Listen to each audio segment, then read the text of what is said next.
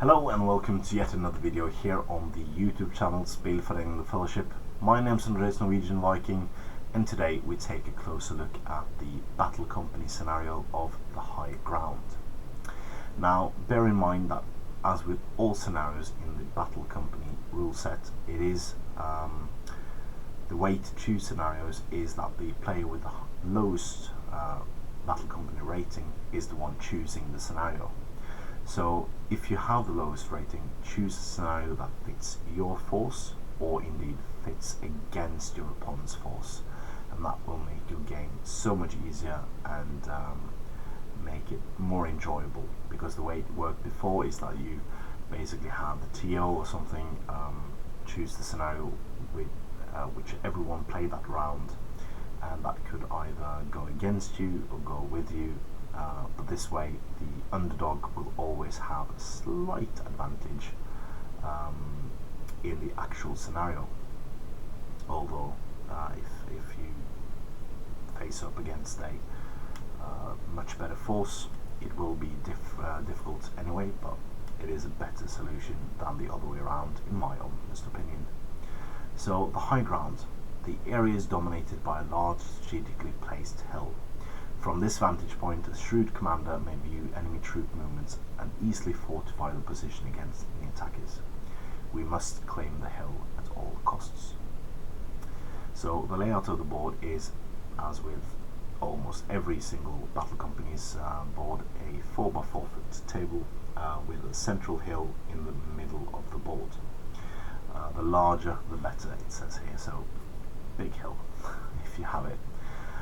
The other terrain is placed as desired for an interesting and visually pleasing layout, and use as much terrain as possible, guys. I can't say this enough. It will make your games so much more enjoyable and narrative. So use it all, or not everything, Steve.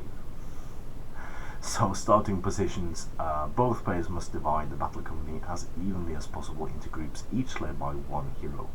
So for beginner warbands, that's 3 groups.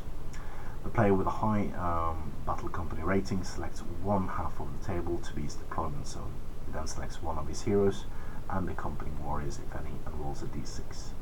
On a 1 to 3, the group deploys in his deployment zone within 12 inches of the center line. On a 4 to 6, they can deploy anywhere in his deployment zone. Regardless of the dice roll, no warrior may deploy further than 6 inches from the hero leading his group. After it's finished, the opposing player does the same with one of his own groups, and then they alternate till all groups has been placed. So the objective is as follows. Once one company has been broken, the endgame might suddenly end. At the end of each turn, after this condition has been met, roll a d6. On a 1 to 2, the game ends, otherwise the battle continues for another turn. At the end of the game, the Battle Company that has scored most victory points wins. If both companies have scored the same amount of victory points, the game is a draw. And victory points are scored in the following manner. So you score 1 point for each of your models on or touching the central hill. So that's a lot of points for the high number companies, so goblins, the Shire, Corsairs, stuff like that. And you score 1 point for wounding an enemy hero. Wounds prevented by fate do not count. If you kill the hero, you gain 3 victory points instead. And you score finally 1 victory point if the enemy force is broken at the end of the game. If the enemy force is broken and yours is not, you score 3 victory points instead. And there is a special rule for this scenario as well, gusting winds. Each turn, if the roll for priority is drawn, the swirling winds pick up, making archery an inaccurate practice.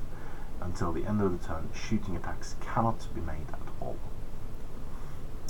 So that's the scenario, and I've already mentioned one of the key things to make the scenario viable for you is that if you have a lot of models, or indeed you are facing a army with a lot of archers, because that could also be beneficial for you to try to close the gaps between your armies while your enemy cat shoot. That's quite cool. So yeah, I kind of like this scenario.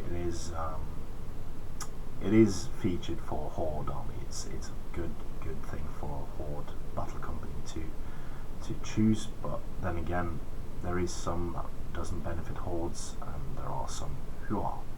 So yeah, choose the scenario which fits you best, or indeed is the most fun. That's also completely allowed. Alright, so that was it for today. Next episode tomorrow, we reveal the first of the true Battle Company scenarios, which is Fair Fire Foes. So as always, please comment, like, share and subscribe, and support your Hobbit hobby.